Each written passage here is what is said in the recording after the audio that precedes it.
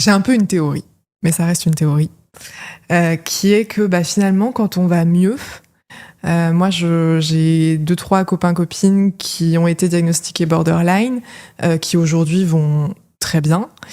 Et en même temps, du coup, ils veulent plus du tout être attachés à ça.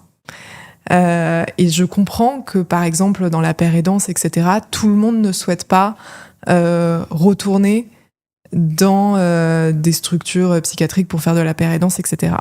Et ce que moi, j'ai l'impression que ça, c'est en train de faire naître, je le dis parce que j'ai eu l'intervention quand j'étais en conférence il y a pas longtemps, une personne qui m'a dit, bah oui, mais moi, j'ai l'impression que les personnes qui sont rétablies, soit elles sont pères aidants, soit elles ont des modes de vie hyper alternatifs, etc.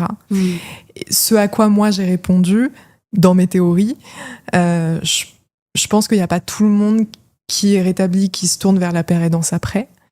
Et je pense aussi qu'il y a d'autres personnes qui, quand elles sont rétablies, retournent dans quelque chose de plus traditionnel.